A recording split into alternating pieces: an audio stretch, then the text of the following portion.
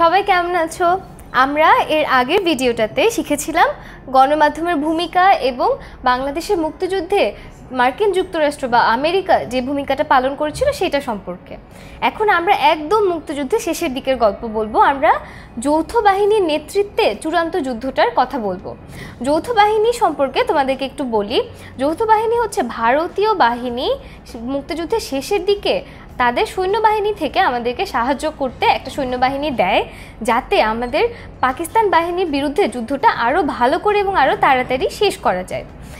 এই চূড়ান্ত যুদ্ধের মধ্যে সেক্টর ভিত্তিক যুদ্ধ পরিকল্পনা তারা করে যে প্রত্যেক সেক্টরকে এখন কিভাবে শত্রুমুক্ত করা যাবে।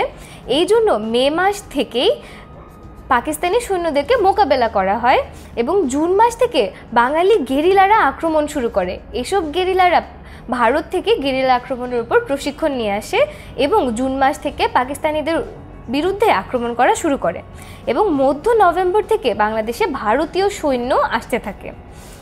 এই তখন কি হয়, 13ই নভেম্বর 2 ব্যাটালিয়ন সৈন্য যশোরে ঘাঁটি গাড়ে। এই 2 ব্যাটালিয়ন ভারতীয় সৈন্য যশোরে আসে এবং একটা ঘাঁটি স্থাপন করে এবং 21শে নভেম্বর 13 নভেম্বরে কিছুদিন পরেই তারা যৌথ কমান্ড গঠন করে। এই যৌথ কমান্ডটা ছিল কাদের দিয়ে গঠিত? সেটা ছিল মুক্তিবাহিনী এবং মিত্রবাহিনী। তাহলে মুক্তিবাহিনী এবং মিত্রবাহিনী নিয়ে গঠিত যে যৌথ কমান্ড, তারা মুক্তিযুদ্ধের শেষের দিকে একসাথে মিলে যুদ্ধটাকে পরিচালনা করেন এবং পাকিস্তানি সৈন্যদের বিরুদ্ধে তারা আক্রমণ করতে থাকেন। এখন তোমরা আমাকে একটা প্রশ্ন উত্তর দাও, সেটা হচ্ছে যুদ্ধকালীন মুক্তিবাহিনীর সহায়তাকারী যে একটা ভারতীয় বাহিনী মোতায়েন করা হয়েছিল, সেই বাহিনীটাকে কি বলা হচ্ছে? তোমরা ভিডিওটা পজ করে অপশনগুলো দেখে উত্তরটা দিয়ে ফেলো। একদম ঠিক, উত্তরটা হবে মিত্রবাহিনী, অর্থাৎ ভারতীয় বাহিনীর নাম ছিল মিত্রবাহিনী। এই মিত্রবাহিনী এবং আমাদের মুক্তিবাহিনী মিলে গঠিত হয়েছিল যৌথ কমান্ড, যারা একসাথে মুক্তিযুদ্ধের শেষের দিকে যুদ্ধ পরিচালনা করেছিল।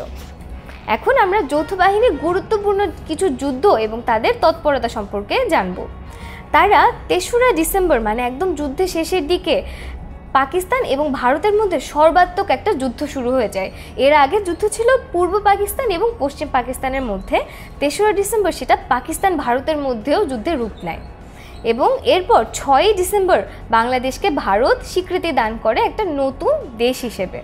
তারপর দিন অর্থাৎ 7ই ডিসেম্বর যৌথ বাহিনী যশোরে প্রবেশ করে এবং ঘাঁটি স্থাপন করে। এটা আমরা একটু আগেই দেখেছি, 2 ব্যাটালিয়ন সৈন্য একটা ঘাঁটি স্থাপন করে 7ই ডিসেম্বরে। তারপর 8 থেকে 9 ডিসেম্বরে কুমিল্লা, ব্রাহ্মণবাড়িয়া, নোয়াখালী দখল করে নেয় যৌথ বাহিনী। অর্থাৎ তখন অলরেডি পুরো বাংলাদেশ শত্রুমুক্ত হওয়া শুরু করেছে, কিছু কিছু এলাকা স্বাধীন হয়ে গেছে। তারপর 9ই ডিসেম্বর হোটেল ইন্টারকন্টিনেন্টাল, এটার তখনকার নাম ছিল ইন্টারকন্টিনেন্টাল, এখনকার নাম রূপসী বাংলা। এই হোটেল রূপসী বাংলা বা হোটেল শেরাটন নামে সবাই চিনে। এটাকে একটা নিরপেক্ষ এলাকা ঘোষণা করে যেসব কূটনীতিক মানুষ এবং জরুরি মানুষ রয়েছেন এই যুদ্ধের বাইরে, তাদেরকে হোটেল ইন্টারকন্টিনেন্টালে রেখে আসা হয়। তারপর 11 থেকে 12 ডিসেম্বর বিভিন্ন এলাকা মুক্ত হয়ে যায়, সেখানে আর কোনো পাকিস্তানি সৈন্য থাকে না। এগুলি কোন এলাকা? ময়মনসিংহ, হিলি, কুষ্টিয়া, খুলনা, রংপুর, রাজশাহী, দিনাজপুর, সিরাজগঞ্জ, এসব এলাকা পুরোপুরি শত্রুমুক্ত হয়ে যায়। এবং যৌথ বাহিনীর যে শেষ যুদ্ধটা ছিল সেটা ছিল ঢাকায়। তারা কি করে? তারা 12ই ডিসেম্বর যৌথ বাহিনী বিমান হামলা করে, অর্থাৎ বিমান বিভিন্ন ঘাঁটিতে যেখানে পাকিস্তানিরা আস্তানা গেড়েছিল সেখানে বিমান হামলা করে তাদেরকে একদম হতভম্ব করে দেয়। তারপরে তারা ঢাকা অভিমুখে রওনা দেয়।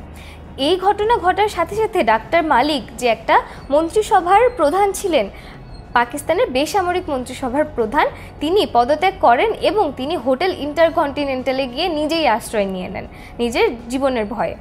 তারপর 14ই ডিসেম্বরের মধ্যে অন্যান্য এলাকাও আত্মসমর্পণ করে ফেলে এবং তারা বাংলাদেশে বিভিন্ন এলাকা মুক্ত করে পাকিস্তানি সৈন্যরা নিজেদের জীবন বাঁচানোর জন্য তখন আত্মসমর্পণ করা শুরু করে। এরপরই পাক বাহিনী যুদ্ধের সমাপ্তি ঘটে।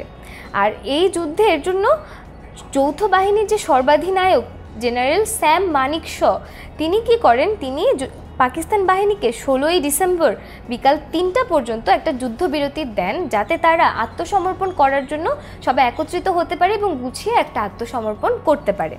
তাহলে আমরা মুক্তিযুদ্ধের শেষের দিকের কিছু ঘটনা এই ভিডিওতে জানলাম। এরপরে আমরা গণহত্যা এবং যুদ্ধাপরাধ সম্পর্কে জানব।